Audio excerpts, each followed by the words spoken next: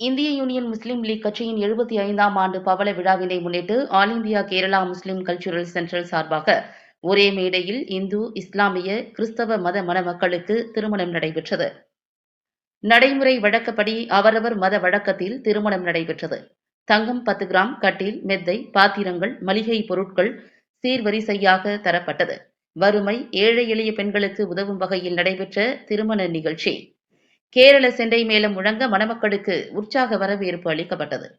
இந்திய யூனியன் முஸ்லீம் லீக் 75வது ஆண்டு பவள விழாவினை முன்னிட்டு ஆல் இந்தியா கேரளா முஸ்லீம் கலாச்சார மையத்தின் சார்பாக தமிழ்நாட்டில் உள்ள பொருளாதாரத்தில் பின்தங்கிய வறுமை கோட்டுக்கு கீழ் உள்ள ஏழை எளிய பெண்களுக்கு இலவச திருமணம் செய்து வைக்க திட்டமிட்டனர். 75 பெண்களுக்கு திருமணம் செய்ய திட்டமிட்டு சென்னையில் 17 ஜோடிகளுக்கும், திருச்சியில் 25 ஜோடிகளுக்கும் திருமணம் செய்து வைத்தனர். இந்த நிலையில் 3வது கட்டமாக கோவை குனியமுத்தூர் பகுதியில் இந்திய யூனியன் முஸ்லீம் லீக் கட்சியின் தேசிய தலைவர் பேராசிரியர் KM காதர் மொய்தீன் தலைமையில் ஏழை எளிய பெண்கள் 23 பேருக்கு திருமணம் செய்து வைக்கப்பட்டது. கோவை, ஈரோடு, திருப்பூர், நீலகிரி, புதுக்கோட்டை, சென்னை, செங்கல்பட்டு, தர்மபுரி உள்ளிட்ட ஏராளமான பகுதிகளில் இருந்து வந்து திருமண விழாவில் கலந்து கொண்டனர். தேர்ந்தெடுக்கப்பட்ட மணமக்கள் மணவரைக்கு கேரள செண்டை மேளம் முழங்க உற்சாகமுடன் வரவேற்கப்பட்டனர். நல்லிணக்கம் வெளிப்படும் விதமாக ஒரே இடத்தில் இந்துக்கள், இஸ்லாமியர்கள், கிறிஸ்தவர்களை சார்ந்த 23 ஜோடிகளுக்கு திருமணம் செய்து வைக்கப்பட்டது. 6 ஜோடி இந்துக்கள், 3 ஜோடி கிறிஸ்தவர்கள், 14 ஜோடி இஸ்லாமியர்களுக்கு அவரவர் முறைப்படி திருமணம் செய்து வைத்தனர். உற்சாகமுடன் தங்களது வாழ்வின் அடுத்த கட்டத்தை ஆரம்பித்தனர். இதில் 23 ஜோடிகளுக்கும் 2 லட்சம் மதிப்பிலான கட்டில், மெத்தை, பீரோ, பாத்திரங்கள், மளிகை சாமான்கள் சீர்வரிசையாக தரப்பட்டன. 10 கிராம் தங்கமும் தரப்பட்டது. இதில் ஒவ்வொரு மதத்தவருக்கும் அவரவர் மதங்களின் வழிகாட்டுதலாக இருக்கும் குர்ஆன், பைபிள், பகவத்கீதை தரப்பட்டது. இந்த விழாவில் கலந்து கொண்ட 2000 பேருக்கும் அசைவ உணவு பரிமாறப்பட்டது. வறுமையில் வாடிய ஏழை எளிய பெண்களுக்கு வாழ்வில் மிக முக்கியமான தருணத்தை ஏற்படுத்தி கொடுத்த அமைப்பினரை மணமக்கள் மட்டுமின்றி பொதுமக்களும் மனதார பாராட்டினர். அருமையான வார்த்தையை பேராசிரியர் அவர்கள் வைத்த பொழுது சற்று நேரம் நான் திகைத்து அதை கொஞ்சம் டிவைட் பண்ண ஆரம்பித்தேன். எனக்கு ஞானிக்க ஆரம்பித்தேன். அதை பற்றி விவரிக்க சொல்லலாம் என்றால் 2 நிமிடங்கள் என்று சொல்லிவிட்டார்.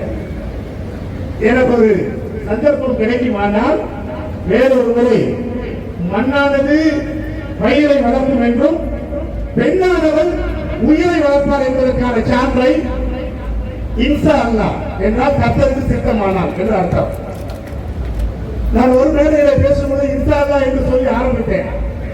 ஏகோபித்த கரத்தட்டுகள் வந்து ஒரு பாதிரியார் இன்சா அல்லாஹ் என்று சொல்லுகிறார் என்றால் இறைவனுக்கு சித்தமானால் என்ற வார்த்தையினுடைய பொருள் அப்படிப்பட்ட சித்தம் இருக்குமானால் மீண்டும் வரும்போது இதனுடைய விளக்கத்தை சொல்லுவேன். கூடி இருக்கிற மணமக்களுக்கு ஒரு ஆலோசனை 1 நிமிடம் சொல்லி என் உரையை முடிக்க வாஞ்சிக்கிறேன். அருமையான ஆன்மீக நண்பர்கள் காத்திருக்கிறார்கள், தொடர்ந்து பேசுவார்கள். பரிசுத்த வேதாகமம் பைபிள் சொல்லுகிறது, ஆதியாகமம் புத்தகத்திலே 2ஆம் அதிகாரம் 18ஆம் வசனம் சொல்லுகிறது, மனுஷன் தனிமையாக இருப்பது நல்லதல்ல என்று அவனுக்கு ஏற்ற துணையை கடவுள் உண்டாக்கினார் என்று.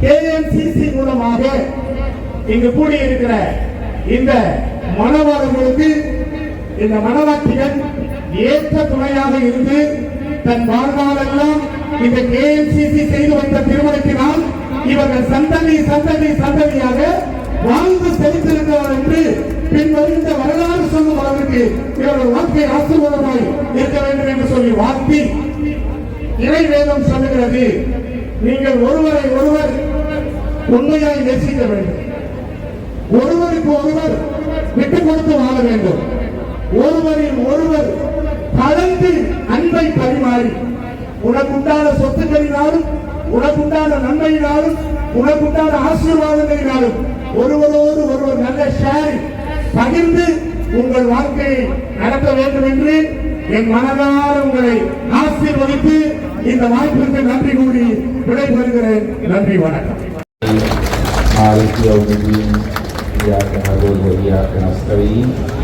اهدنا الصراط المستقيم صراط الذين أنعمت عليهم غير المغضوب عليهم ولا الضالين. Amen.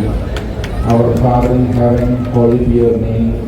Your kingdom come, your will be done on earth as it is in heaven. Give us this day our daily bread, Forgive our sins as we forgive those who sin against us. Do not bring us to the test, but deliver us from all evil. Amen. Om Yonda Pravisya Mama Vachamimam Prasuttam Sanjeevayatya Vila Shakti Dharaswadhamna Anyam Sahasra Charana Shravanattvagadi Pranam Namo Bhagavate Purushaaya Tubbham Pranam Namo Bhagavate Purushaaya Tubbham. എല്ലാവർക്കും നമസ്കാരം. വളരെ സന്തോഷമുള്ള من آمن بالله واليوم الآخر ولهم أجرهم عند ربهم لا خوف عليهم ولا يحزنون. You should not fear. There is no fear. നല്ലത് ചെയ്യുക, അമല് സ്വാലിഹായിട്ടുള്ള അമല് ചെയ്തവർക്ക് ഒരു പേടിയും പേടിക്കേണ്ട, അവർ ലജ്ജിക്കപ്പെടുകയില്ല എന്നുള്ളതാണ്. ഇത് തന്നെയാണ് എല്ലാവരുടെയും എല്ലാ സവിശേഷങ്ങളിലും പറയുന്നത്. നിന്നെ പോലെ നിന്റെ അയൽക്കാരനെയും സ്നേഹിക്കുക എന്ന് യേശു ക്രിസ്തു പറയുമ്പോൾ മാനവ സേവ തന്നെയാണ് മാധവ സേവ എന്നും, ജനസേവ തന്നെയാണ് ജനാർദ്ദന സേവ എന്നും, നരസേവ തന്നെയാണ് നാരായണ സേവ എന്നും പറയുന്ന ഹിന്ദു മതത്തില് നമ്മൾ കൂടുതലൊന്നും പറഞ്ഞു തീർപ്പിക്കുന്നില്ല. ദൈവം നമ്മിൽ നിന്ന് ഈ ഒരു പ്രവൃത്തി, ഇന്നിവിടെ നടത്തിയ ഈ പ്രവൃത്തിക്ക് വേണ്ടി പരിശ്രമിച്ചവരുടെ എല്ലാം സമയം മുതൽ എന്നെല്ലാം ഒരു രൂപ ഇതിനു വേണ്ടി ചിലവഴിച്ചിട്ടുണ്ടെങ്കിൽ, ഇതിനു വേണ്ടി ഒരു നല്ല പ്രാർത്ഥന പ്രാർത്ഥിച്ചിട്ടുണ്ടെങ്കിൽ, നല്ലൊരു ആശംസ അർപ്പിച്ചിട്ടുണ്ടെങ്കിൽ, അതെല്ലാം ദൈവത്തിൽ നിന്ന് സ്വീകാര്യമായ ഒരു അമലായി തീരട്ടെ എന്നാണ് ഇപ്പോൾ എനിക്ക് പ്രാർത്ഥിക്കാനുള്ളത്. എന്നാണ് പ്രാർത്ഥിക്കാനുള്ളത്. അല്ലാണ്ട് എന്താണ് ഈ ഒരു സമയത്ത് പ്രാർത്ഥിക്കാനുള്ളത്? ഞങ്ങളിൽ നിന്നൊരു നല്ല അമലായി സ്വീകരിക്കട്ടെ. ഇവിടുത്തെ വിവാഹം കഴിക്കുന്ന എല്ലാ ദമ്പതികൾക്കും ആശംസകൾ അർപ്പിക്കുന്നു. ക്രിസ്ത്യൻ ദമ്പതികൾക്കും മുസ്ലിം ദമ്പതികൾക്കും ഹിന്ദു ദമ്പതികൾക്കും ഒക്കെ ആശംസകൾ അർപ്പിക്കുന്നു. പ്രത്യേകിച്ച് ഈ നിൽക്കുന്ന ഇവരെ അനുഗ്രഹിക്കാനാണ് ഇവിടെ എന്നോട് പറഞ്ഞിരിക്കുന്നത്. അവരുടെ ജീവിതത്തിൽ എല്ലാ അർത്ഥത്തിലുമുള്ള അനുഗ്രഹങ്ങൾ ഈ ദമ്പതികൾക്ക് ഉണ്ടാവട്ടെ. അവരുടെ വരും തലമുറകളിൽ ഐശ്വര്യവും സമാധാനവും നല്ല സന്തതികളും ഒക്കെ അവർക്ക് ഉണ്ടാകട്ടെ എന്ന് ആത്മാർത്ഥമായി പ്രാർത്ഥിച്ചുകൊണ്ട് ഞാൻ എന്റെ വാക്കുകൾ നിർത്തുന്നു. നന്ദി, നമസ്കാരം. بإحسان إلى يوم الجزاء والدين صلاة وسلاما دائمين متلازمين كلما مر الجديدان ومر الفرقدان. أما بعد، فيا أيها الناس أوصيكم وإياكم وقال مخبرا وآمرا وأنكحوا الأيام منكم والصالحين من عبادكم وإمائكم إن يكونوا فقراء يغنيهم الله من فضله. وقال النبي صلى الله عليه وسلم من تزوج بامرأة فقد أحرز ثلثي دينه. وأقول قولي هذا وأستغفر الله العظيم لي ولكم واستغفره عني وعنكم وعن جميع المسلمين والمؤمنين أجمعين واستغفروه إنه هو الغفور الرحيم.